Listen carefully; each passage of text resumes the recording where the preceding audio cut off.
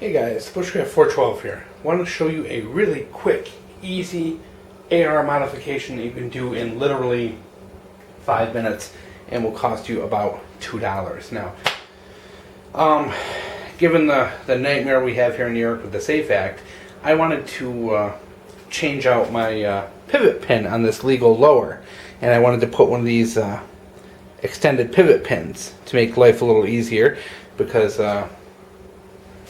in reality, these configurations are not as good as the old ones. So, of course, anything to make it a little easier on you and change out equipment as needed will help. So, as I was doing this project, what I wanted to do also, because the realization hit me that the SAFE Act is going to be going through a lot of court appeals, things are going to be tossed out, back and forth, probably in the court over years, and I wanted to make life a little easier on myself. So what I did was I looked up a way, and I found this on the forums, how to stake your detent for your rear takedown pin.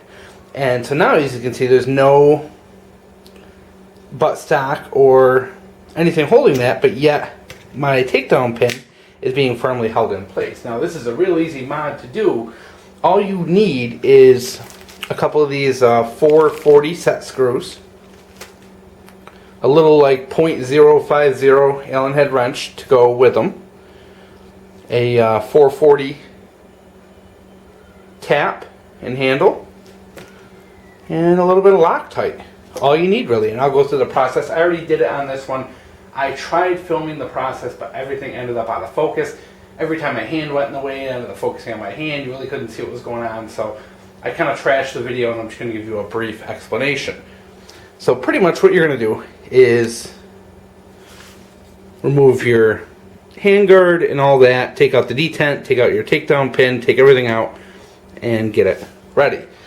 Now what you're going to do, take your 440 tap, put a little bit of oil on the tip, and you're going to basically tap the hole where your detent spring went in.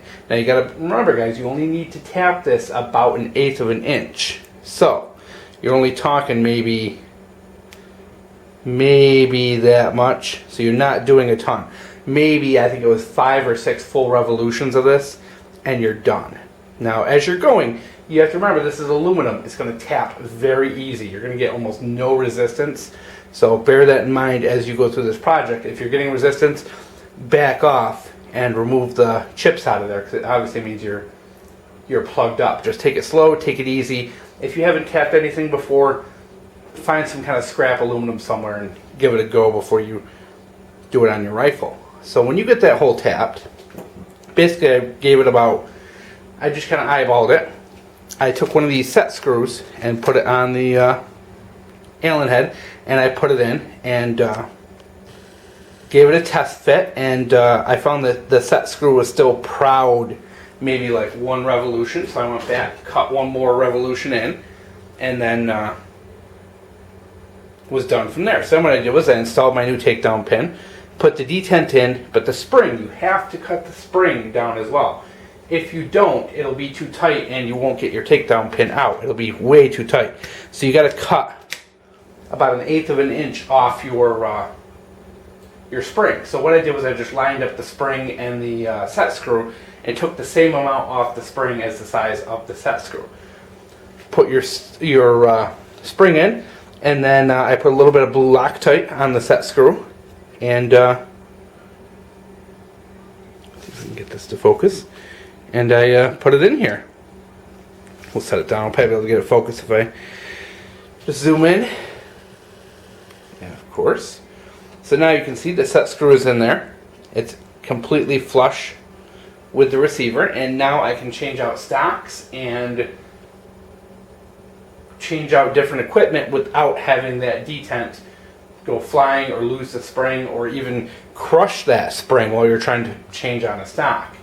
So, I mean, I anticipate I'm going to be making a lot of equipment changes over the next couple of years. So, I wanted to get this done. That way, if, the law changes and whatever, and I can go to an adjustable stock, I can do that without having to worry about these little springs or destroying the spring or anything like that. So, really easy project, guys. And I ended up buying these in a package of 99, believe it or not. So if any of you guys want any of these for your own project, send me a personal message, and I'll throw a couple in an envelope for you. You know, I figure I could throw, 4 or 5 per person. It would easily let me send them out to 20 people. So if you want a couple of these, I will gladly send them to you free of charge as a thank you for watching this channel. And when I'm done, I will also send the 440 to someone. And just to show you what this is. Actually, once again, we'll just zoom in because it'll come out better. You can see what the piece is for that. That cost me, I think, like $2.99, $3.99. Was not expensive at all. You can see my setup here. I had the tap already. Loctite. And there you go, guys. Really simple project. I mean, 5 minutes start to finish. The hardest part is getting the screw in well under spring pressure, and the easiest way to do it is you're just going to kind of use 2 hands, maybe use a razor blade, edge to keep the spring in while you get it in. But that was the tricky part. I think I sent the spring flying once, but no big deal. 10 minutes. And like I said, guys, if you want a couple of these set screws, let me know. The only thing you're going to need is you're going to need one of these really tiny Allen wrenches. I think they're .05 is the designation on them. They're really tiny. You see them quite a bit, but once again, these set screws are, if you're going to buy your own, they're 440 by 1/8 of an inch. And I think that's it. I'm going to do a couple more mods here to this rifle, and hope you guys enjoy.